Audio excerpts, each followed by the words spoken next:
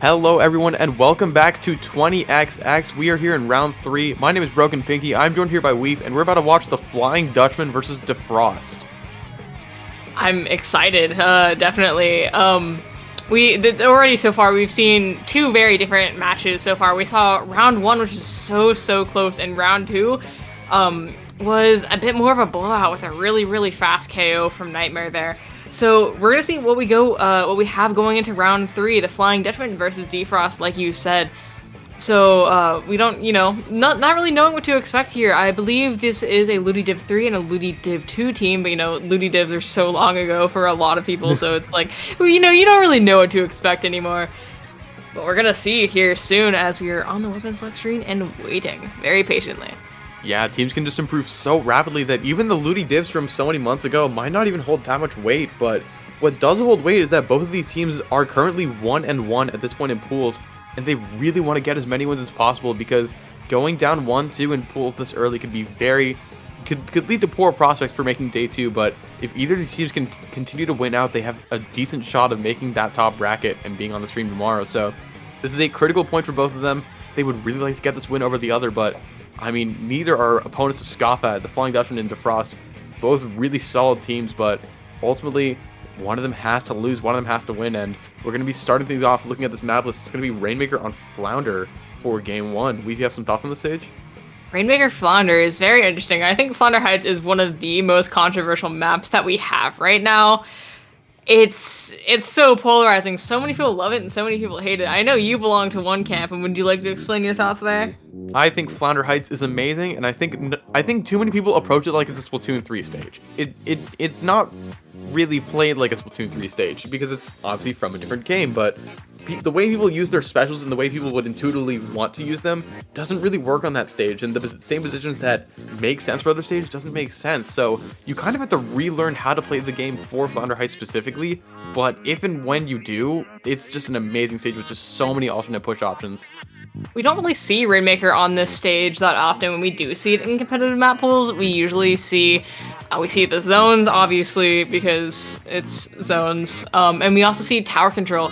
But the biggest problem that I think persists along all modes in this map is that when you're on defense, when you're down low and you're trying to come back out into mid and trying to gain your advantages back, you have to fight uphill, which is just really difficult, especially when the team is set up there. You have to fight an uphill battle, quite literally, to get back out. So that's something that can be a little bit irritating about the stage, and I think that's most people's biggest gripe about it. Yeah, I mean, there are a lot of good, there are a lot of bad. It's also quite a long route from spawn if you want to go for a flank, so it can lead to the match sometimes being a little slow paced, and it can be very snowbally, especially on a mode like tower control, and even on a mode like Rainmaker, where the checkpoints are pretty close to both where the starting position is and the goal, but I don't know, it can be very difficult to sort of get a strong push started just because of how strong defensive positions can be if you set up correctly by each checkpoint. We were talking about top bracket earlier and how both of these teams really want to win because they all want to make day 2. But speaking of top bracket, we do have a really large prize pool here of $1,445.12. We recently bumped up from $1,440 by a generous donation of $5. So, if you're interested in supporting the top players in our scene and keeping the scene healthy, definitely throw a few dollars in there. But we're looking into starting this game here pretty soon, I believe. Yeah, and don't forget, all of your donations are going directly to some of these amazing players that really just fight their way all the way through brackets. So if you want to support some of the best teams in this game and some of the best players we have around, and if you have some money to spare, please feel free to just donate it to the prize pool and just support this wonderful community and help the Splatoon community grow as much as possible. We do apologize for the delay here. We are having some awesome Splatoon 3 moments behind the scenes with some disconnections and some weird loading screen locks. We're not really sure what's going on there, but we're gonna try. Difficulties. Oh yeah, fun technical difficulties. It's par for the course. It's Splatoon 3 for the Nintendo Switch, with Nintendo Online being as awesome as it is. It's bound to happen. So we're gonna continue spitballing here for another few minutes while we wait for the game to load back in and for all the players to get back in. And so, do you want to keep talking about the map list? What else do we have? I mean, there's some other stuff in the set worth going over. We have Game 2, which is going to be on Clamlet's Eeltail Alley, which is one of the few modes where Eeltail Alley actually functions, in my opinion.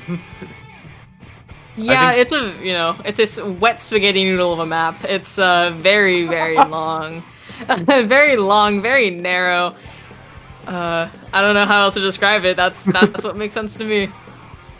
I mean, it is a long spaghetti noodle, but it is kind of weird with all those clam scoring places.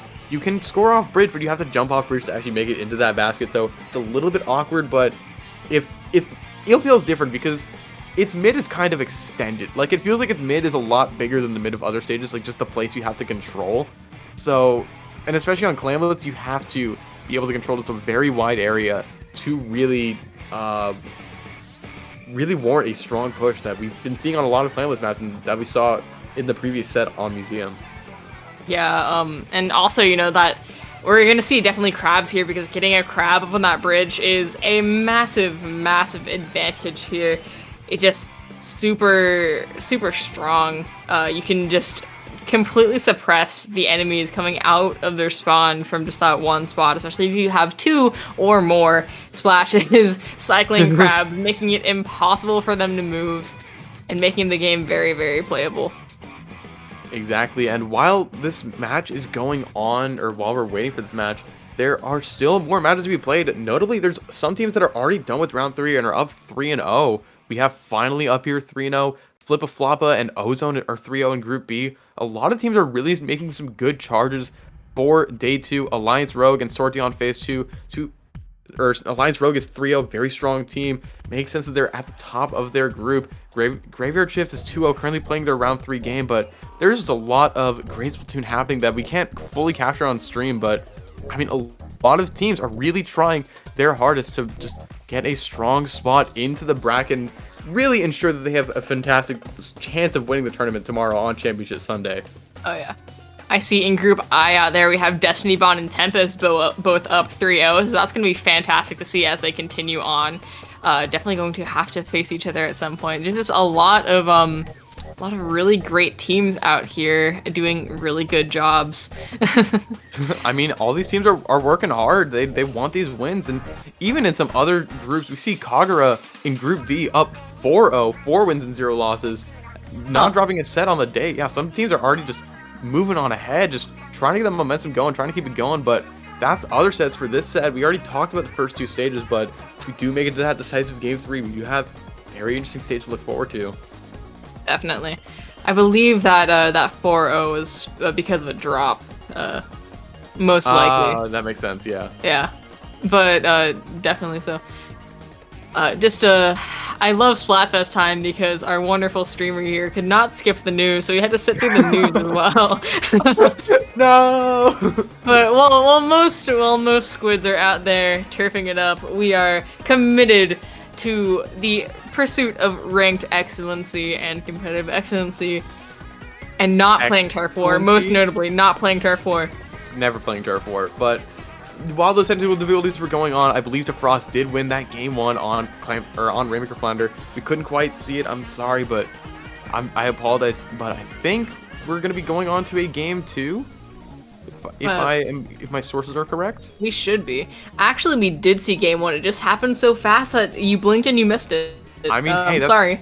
I saw it though. They played on Rainmaker Blackbelly, I guess. Just knocks out that quickly. Just get the team fight and go. Awesome.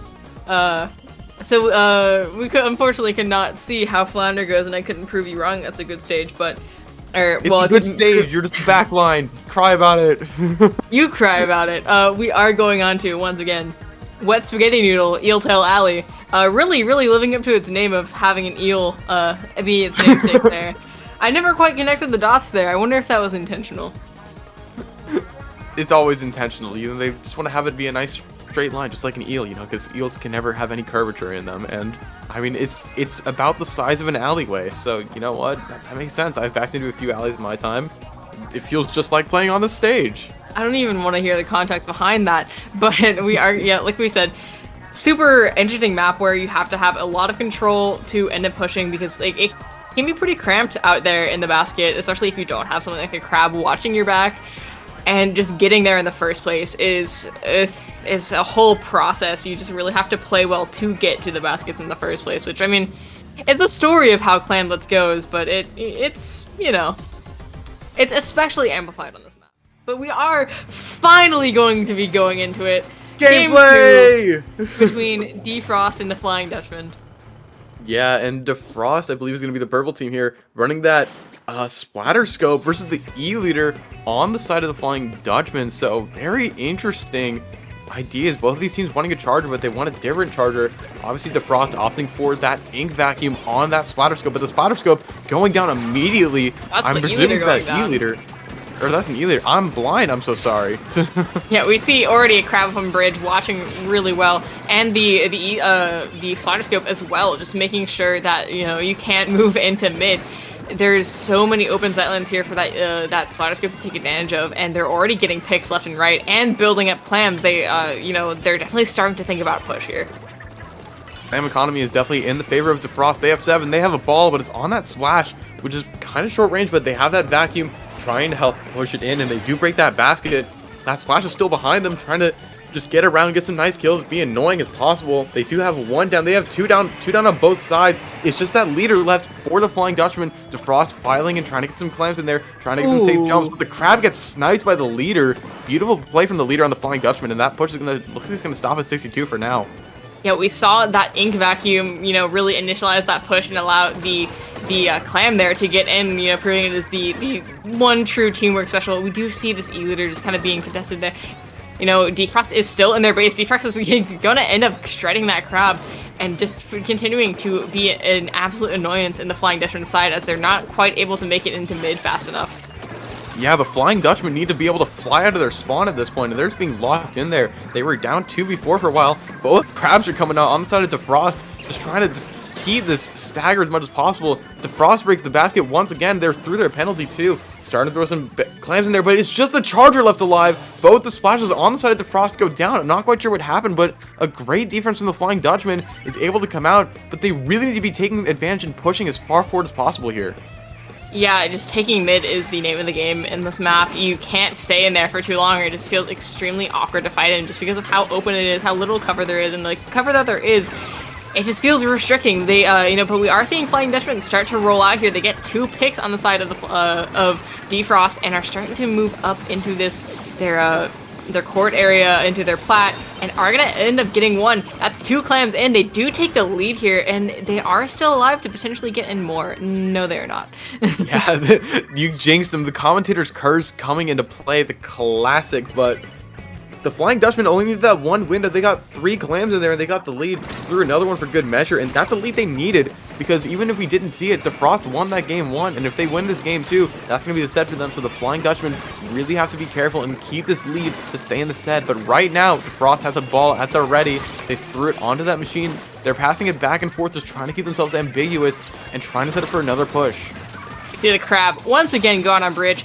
This is going to make that E-Leader's life basically hell. You cannot hide very well from a crab there. If you're not standing out in the open sightlines where its normal fire can get you, it's going to just shoot you around the corner if you're standing in that spot. But the E-Leader does live. The crab actually goes down. That's going to be a wipeout on Defrost. They did take the lead there, but the cost of that lead was getting wiped out, and they are, you know, Flying Dutchman is wasting no time in getting in as fast as they can and, you know, trying to set themselves up for a nice fat counter push. Now they're starting to fly. This is where their team names coming together. They broke open that basket. They're not quite through their penalty. They just need a few more clams. They have that lead at 42. They don't have any clams left. It's just on that leader that needs to make it to the basket. Here they come. Get it down to 30, 27, a little bit further. There's a ball jump trying to get the basket. The ball jump gets picked off. There's still some clams coming in. They get it down to 18, but there's no one left there. That leader's coming from spawn, and Defrost is already by that basket under that bridge, still getting pigs. An aggressive counterpunch from Defrost as we enter the last minute of the match. They're playing hot potato with map control right now, as they just keep on flipping it back and forth. We do see, you know, 2 go down on the side of Defrost, and this puts them in a pretty awkward position, as they only have 50 seconds to take the entire map back and get down to 18 points. That's about 40 points that they have to score in about 40 seconds if they really want to take this back. And, you know, their mid is all the Flying Dutchmans right now. As, you know, the crab goes out, they're going to be starting to push further and further up and making this really uncomfortable for the for Defrost through here. Yeah, the Flying Dutchman is really finally starting to win their fights, and just in time too. With that overtime, they have about 45 seconds left to defend, but if they can hold that defense strong, they can just suffocate it and bring it to a game 3. Everyone from Defrost is going down. It's just that Charger that's been staying alive. Machine is coming back from spawn, but the Charger's getting pressured right now. Big Bubble is protecting the leader too to prevent the counter snipe, and we're going to be going into overtime here. There's only 25 seconds for Defrost to respond and prevent it from going to a game 3. Even less. If you lose about 20 seconds, you know, it's not going to be easy. Even if they, you know, the travel time there is going to be about 5 seconds on its own, and that's if they have the map control, and it's looking pretty bad for Defrost right now as they are 2 down, but they're going to, you know, throw everything they have at getting into mid. They might get the score here. They get the score here. They have the chance to take it back, but they are 2 down. It's not looking great once again, but they were able to get it in. That's only going to be the Charger with 0 clams left. Unfortunately, that is going to be the game going to the Flying Dutchman. Yeah, the Flying Dutchman executing a beautiful defense there in the last 2 minutes of the match, getting a very strong push of their own all the way down to 18, which is just an incredible play, and they were able to hold on just long enough to run the Defrost out of time and take it to a game 3. Yeah, the really pivotal moment of that match, I feel like, was Defrost getting wiped there. They got the lead for just a second, but it wasn't worth it because they gave up all of their control, and that's really what took it here. But we are going to be going to our second game 3 of this tournament that we've seen today, with these guys both going to be duking it out on Splat Zone's Brinewater Springs. It's the Tetris piece map, yay! But Zone's Brinewater is an infamous map mode on the stage. We already saw both teams have a Charger. Defrost bringing that leader, I'm pretty sure, and leader just absolutely shuts down this map if it's played right. And I can imagine both these teams are going to be playing it just because it's so devastating with just how far across it can reach. But also that flank route is very important to keep in mind. You can get there with spawn armor, and that can just be very, very devastating. It's right outside of that objective line. And it's just so it can be difficult to be wary of if teams just focus on the zone. Yeah, that's basically your drop there is one of the only areas in the map that leader can't really get to you too well. So utilizing that at the right times and maybe using your specials to help you with there just is going to be the key here. And, you know, getting a lockout setup is your eventual goal. This map is very easy to lock out with the straight line up to their spawn. So we're gonna see what happens out here. Yeah, a lot of the best weapons in this meta just utterly break Zone's Brinewater. I mean, 52 gal can throw a wall on that ramp. You have the crab, but we're gonna get right into a game 3. As we're already going into it really quick, both teams bring out a leader, both teams bring in a splash, but Defrost is going to bring 2 of them, as opposed to the Junior and the T-Tech that's going to come from the Flying Dutchman. Yeah, we're already seeing leaders taking shots at each other, taking shots at their the other team, just, you know, trying to make their presence really well known. And yeah, that's going to be the Flying Dutchman getting the pick on Defrost leader. That's going to be huge for Flying Dutchman's ability to move across mid. So that is a great outcome to this opening team fight, as they already take the control for a brief little bit. Yeah, the Flying Dutchman just got an amazing opening pick, but that leader's going to go down, and that really takes the wind out of your sails in this map, because all of a sudden you can't move freely at all, and Defrost is going to really take advantage of it. They have Flying Dutchman 2 dead, and they're pushing aggressively through their ramp. Yeah, they're wasting no time getting up here. That's exactly what you want to be seeing, though. Unfortunately, the machine is going down, and the rest of them are going to be staying back in mid with the crab going out on top of that box. But we do see the Flying Dutchman start to flank. We see the T-Tech out here being very, very sneaky, going to get the jump on this one player, but able to get the pick. And now the leader is looking away. So even though the zone is ticking down very rapidly, it's looking like the Flying Dutchman is starting to get some control back under their belt. Yeah, and Defrost got it all the way down to 32, which is an amazing push, but notably, now that the Flying Dutchman has stopped it, they have near full activated LDE, which is an amazing opportunity to make a counter push. They can really make a last-ditch effort here, as the ability was intended, but Defrost is not taking this lying down. They have popped both crabs, trying to just keep the Flying Dutchman out of zone as however possible. The crab gets the pick on the T-Tech, and that's going to result in the retake. Leader gets the snipe on the other leader. Defrost leader has just been so devastating in this game, and that just goes to show the strength of Defrost as a team and leader on this map. Yeah, Defrost used all of their specials there for the control, which just means that they're not going to have anything to sustain it, but it looks like they're not really needing anything. Just the power of the machine lobbing those fizzies up in their ramp and getting into the right spots is just going to do the bulk of the work here. But it does look like the Flying Dutchman is going to get control back. But Defrost is, the crab is out. They are one down, but they are not out yet. They're still defending their ramp fervently as Flying Dutchman is going to start to move in, place their bubble, get their leader in a really, really tough spot to defend against. So we'll see how this goes here as their score is going to be starting to tick down. That was an insane double kill from one of the members of the Flying Dutchman, though. That was exactly the defense they needed. The T-Tech goes down, but right now the Flying Dutchman just has to control it for about 10 more seconds to get this lead. Weeboff comes on a zone. Nice pick on the leader. It's just the crab left alive for Defrost to defend the zone. They're not going to be able to do it. The Flying Dutchman just trying to hunt them down and get them in zone, but more importantly, they take the lead back from Defrost. If they can get this pick on the splash, they get it.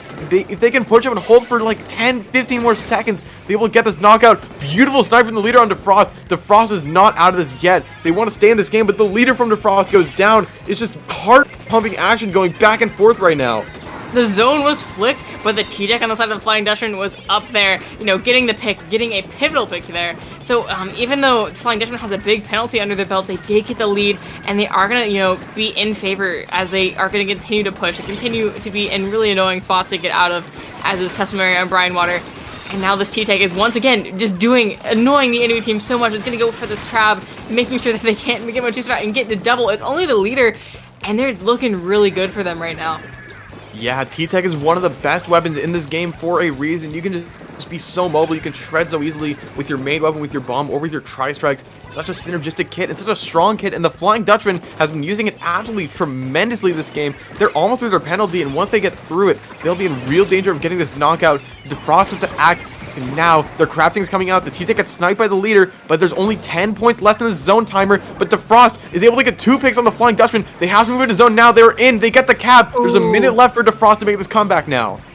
Yeah, leader goes down. That's huge. They just have to take as much space as they can with that leader going down while they can move pretty freely right now. The members of the Flying Dutchman are backing up. They're going to try to play conservatively here, try to get their specials, try to get everything up, try to get the resources to get back out, as if Defrost is starting to encroach on their lead now. They're just going in, though. This splash here is going to get a few picks out here.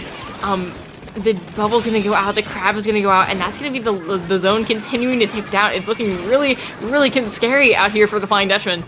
Yeah, Defrost is through their penalty. They have 10 seconds until they get this lead, and only a few more after that to get this knockout. Here comes the contestant on the zone. The zone is being painted. It's being contested. The crabs are coming out. The strikes are coming out. The Flying Dutchman is able to defend it a little bit longer. They have the cap of the zone. They're stacking a penalty back onto Defrost. Defrost is 2 dead right now. There's 10 seconds left in Defrost. Needs to get control of the zone to bring it into overtime. Booya's going to come out, try and play the zone.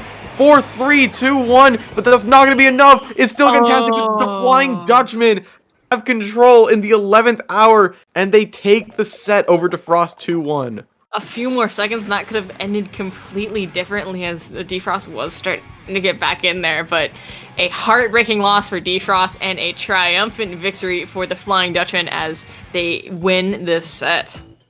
Yeah, we could not quite see all the Defrost had to offer on game 1, but the Flying Dutchman were just ridiculously strong on their pushes on both Eeltail and on Brinewater, and they were incredibly smart to make sure to stay alive and to keep pressure as much as possible. Even if they were down, they knew they were not out, so just incredible play to them as they go up 2-1 in the standings right now. Yeah, that's going to be the end of that set, though. Great set. Even if we couldn't see the first game, we were unable to see Defrost take the victory there, but I assure, based on how both of those other games go, assuredly that was a strong fight from both of them, so